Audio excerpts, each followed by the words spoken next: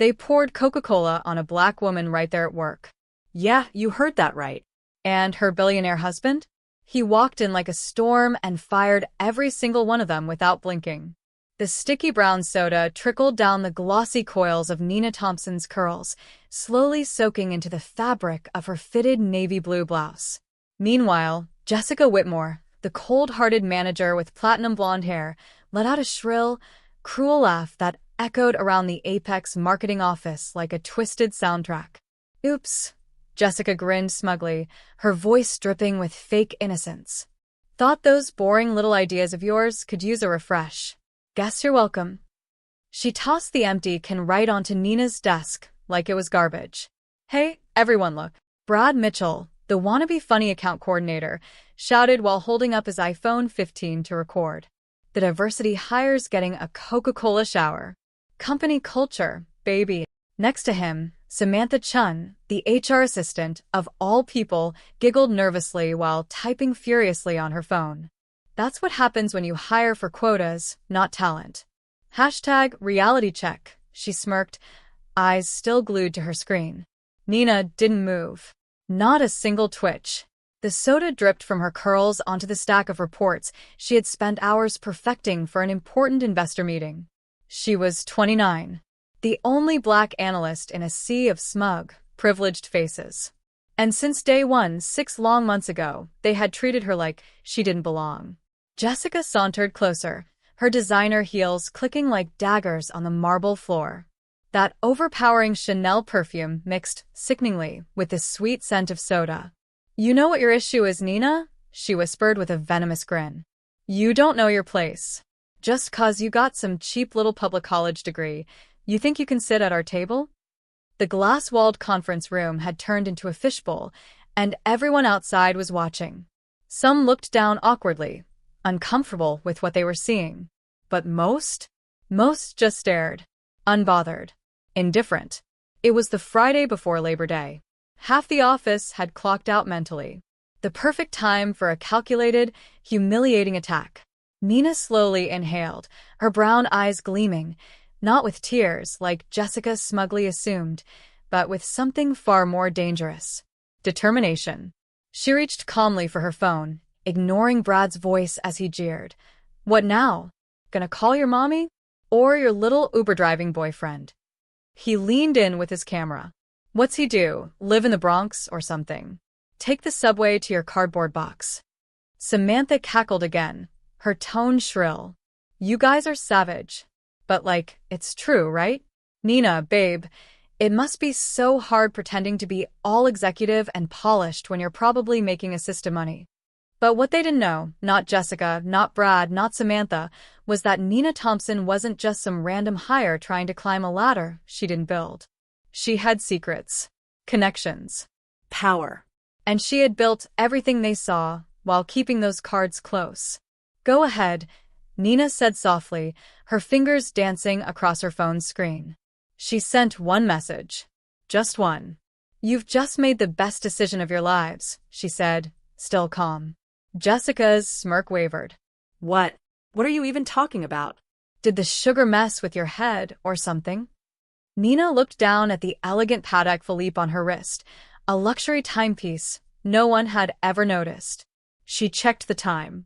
Exactly 15 minutes. You'll see, she replied. Brad's phone slowly lowered. Doubt flickered in his eyes. What happens in 15 minutes? Are you losing it? Samantha, ever the quick observer, sensed something off. There was no fear in Nina's expression. No rage. Just this unsettling, quiet calm, the kind that only comes from someone who knows exactly what's about to happen. Then it happened. The private elevator on the 42nd floor, the one reserved for board members only, lit up. A soft ding echoed through the office. The doors opened. Out stepped 3 sharply dressed security guards.